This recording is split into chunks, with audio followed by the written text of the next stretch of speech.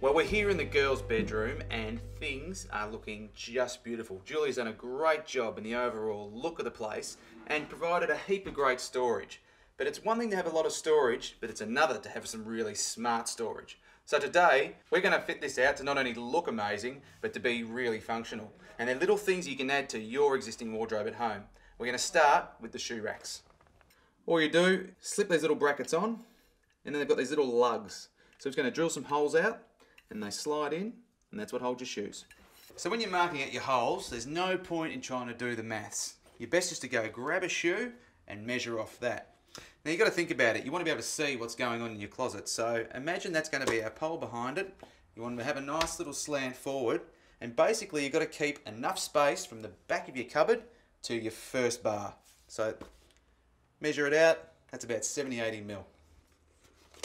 So I'm going to mark up the back here. Now, we've got two lugs on this bracket, and a lot of people will try and hold it against it and mark, but it's never going to be accurate. So I like to measure it, mark it, and then drill it. Now you've got it all marked out, you're ready to drill.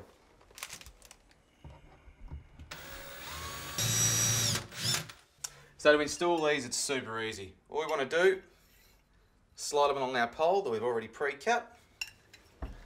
Basically put them into place, and they will push straight into the holes. First one done,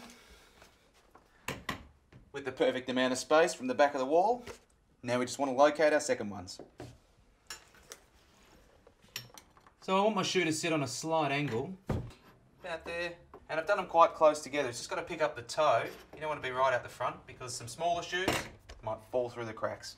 This is also a great benefit to customising your own shoe racks, because really, you can get the look you want and the layout you need.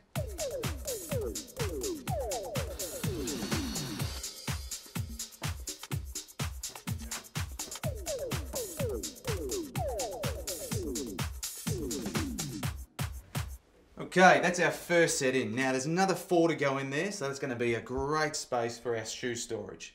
Now, next is the looks.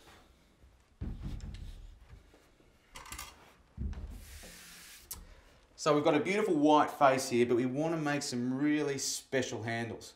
Now everyone has handles in their wardrobes, but if you're doing them yourselves, where do you go about finding how to get the right height and the right spacing from the edge of your door? So the rule of thumb is symmetry when it comes to handle height. Now we've already got our hole ready for our lever in our entrance door. So I'm just going to measure off that from the floor. It's going to be 1.20 meters. So we're going to make that centre of these door handles. Now that basically gives us a rough measurement.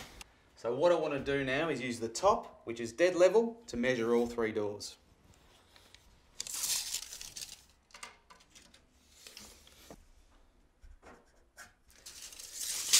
Now you'll see I'm just very lightly doing this with grey lead, so it wipes off nice and easy later.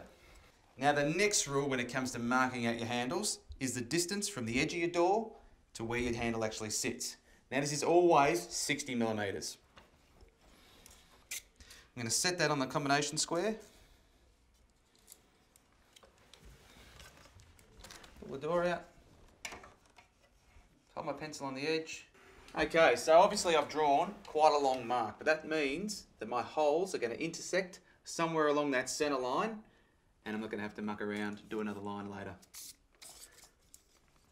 Then I square off my height, which we did earlier, and that becomes centre of my new handle. Now I'm going to measure 80 mil either side, which will give me 160 mil overall.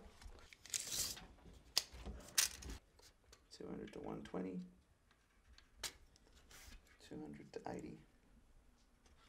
Now, I'm just going to start it with a nail.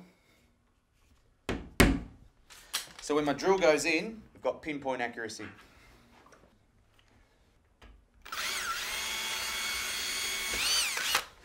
Now, start the screw off.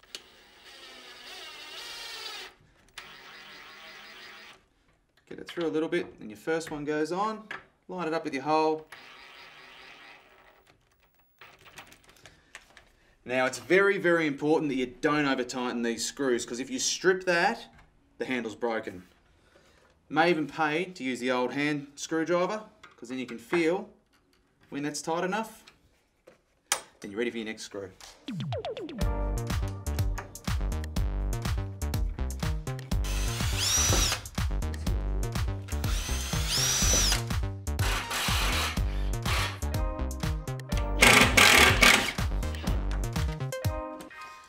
Okay. No need for levels. You use all the measurements and follow that system. Everything's going to line up perfectly, be dead straight, and look great. Now next up is the push to open function on the top doors. I'm just going to go grab a couple of bits and a ladder, and then I'll show you how to do it.